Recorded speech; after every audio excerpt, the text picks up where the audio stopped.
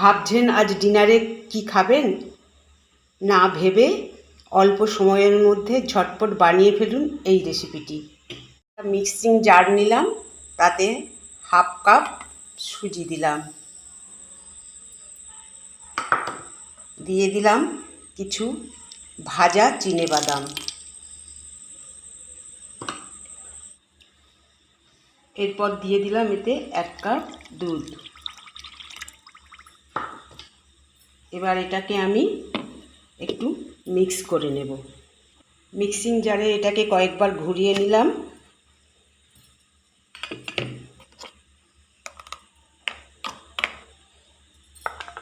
এরপর দিয়ে একটা ডিম এর মধ্যে ভেঙে দেব। ডিমটা এর মধ্যে ফাটিয়ে সম্পূর্ণটা গুলে নেব।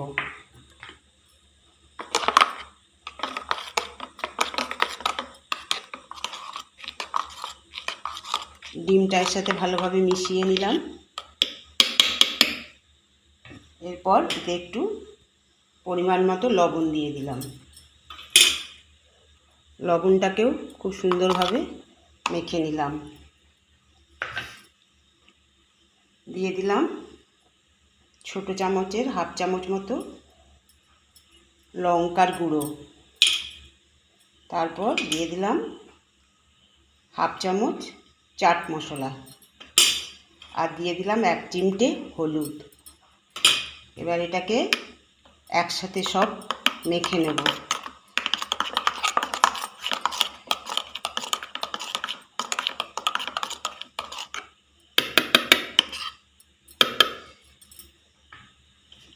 এরপর দিয়ে দিলাম ছোট করে কাটা কয়েকটা ক্যাপসিকামের কুচি,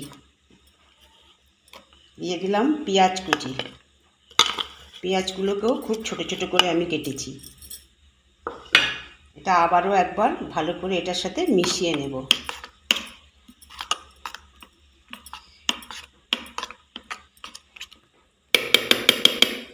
এবার আমি কিছুটা সময় 10 থেকে 15 মিনিট এটাকে রেস্টে রেখে দেব। 15 মিনিট বাদে ফিরে এলাম। দেখুন এই সুজির গোলাটা এরকম হয়েছে।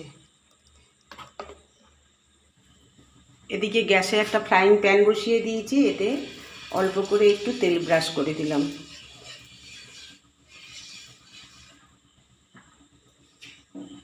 গ্যাসের ফ্লেমটা একবারে লো করে রেখেছি। এবার এতে 1 হাতা করে এই গোলাটা দিয়ে দেবো।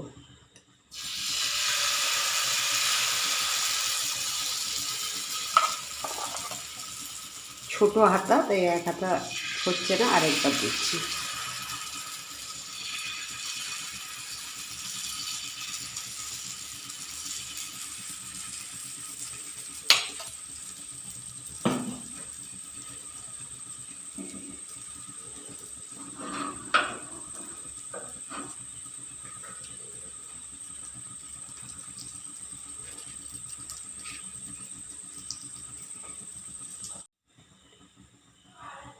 একদিক হয়ে গেছে, এবার উল্টো দিকটা ভেজে নেব।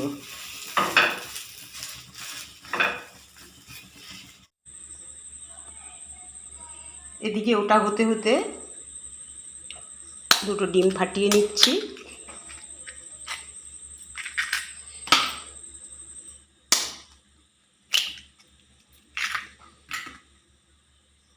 এরপর দিয়ে দিচ্ছি একটু লবণ, আর দিয়ে দিচ্ছি গোলমরিচ হাফ চামচ। এর সাথে একটু ধনেপাতা অ্যাড করে দিচ্ছি।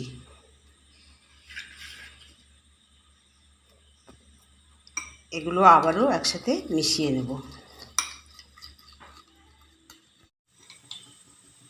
এর উপর দিয়ে দেবো এবার এই ডিমের গোলাটা।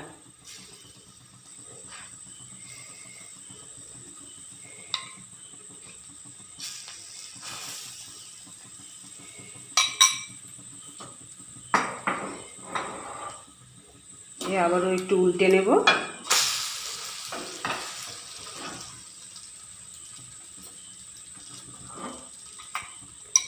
এদিকটাও একটু দিয়ে দেব, দুটো পিঠেই দিয়ে দিলাম।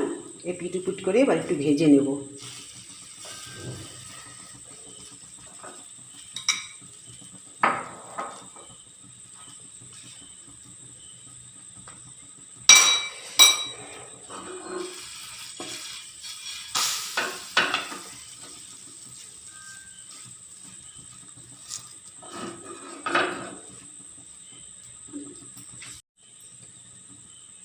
এটা ভাজা হয়ে গেছে, এবার এটাকে তুলে নেব।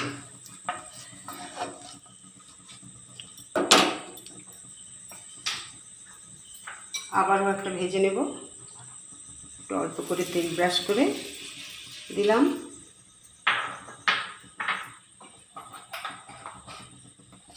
আবারও 2 চামচ ব্যাটার দিয়ে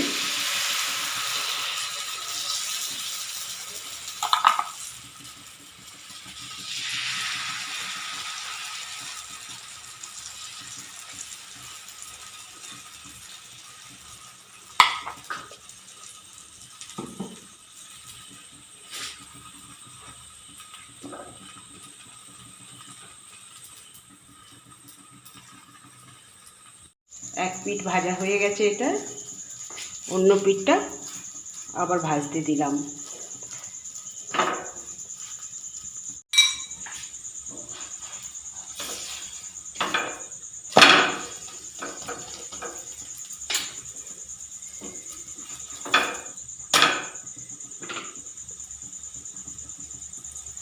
একটু আবারও তেল ব্রাশ করে নিলাম।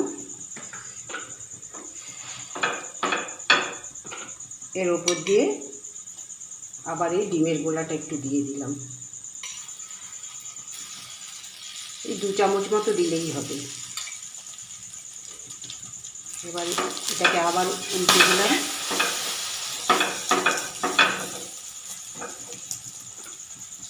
দিয়ে এদিকটাও আবার দিয়ে দিলাম। এদিকটাও 2 চামচ ডিমের গোলা মেখে দিলাম।